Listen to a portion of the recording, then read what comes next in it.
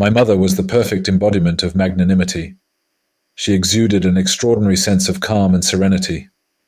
She had the ability to soothe and reassure anyone who came to her in tears or distress.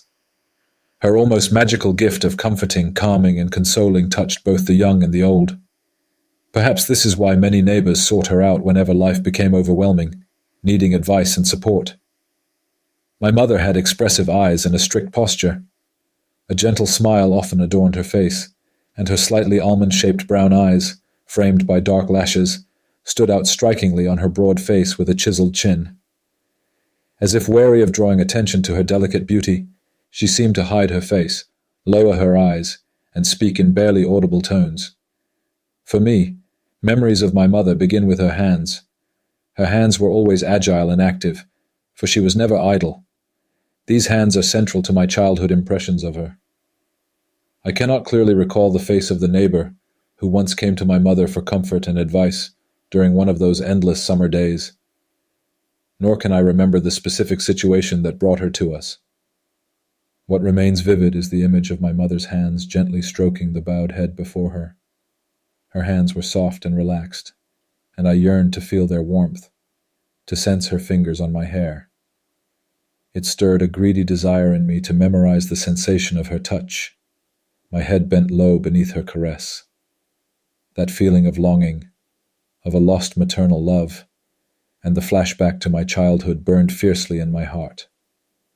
My mother's time belonged to her children and her husband.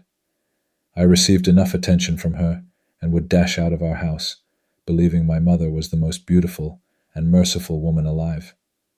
Today, I understand that beauty lies in the eye of the beholder and the heart of the one who loves. For me, my mother's spiritual beauty holds far greater significance than her outward appearance. Her facial features were distinctive: brown eyes, horizontally elongated, a straight, narrow, and long nose, and a sharp chin.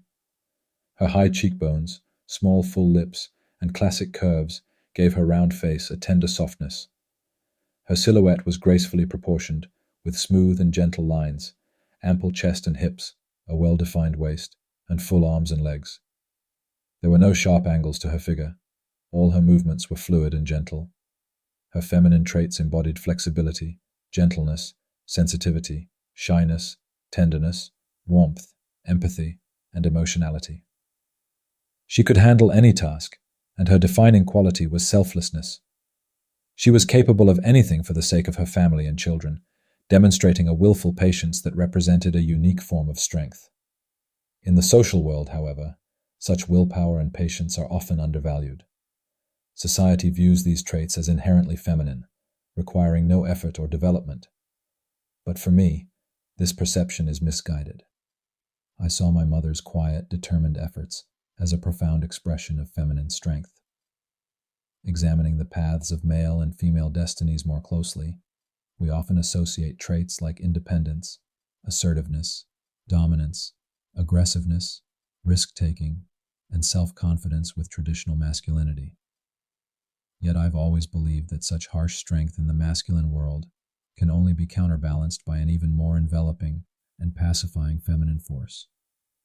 Harmony consists of tension and relaxation, and I am deeply grateful to my mother for teaching me this lesson of balance through her silent, persistent efforts for the good of us all. Adding to this are the financial challenges women face. For instance, the wage gap in Morocco sees men earning, on average, 4 times more than women. Working mothers in Morocco endure a difficult journey. They bear a double burden, as household responsibilities typically fall on their shoulders. In such a critical situation, when a woman lives without genuine support, juggling between the home where her beloved children reside and the endless streets outside, surrounded by infinite houses, the night sky, and the moon, she is left to confront her deepest questions. Where do I come from? Where am I? Why am I here? Who am I? Such moments weigh heavily on the heart, leaving a profound ache deep within.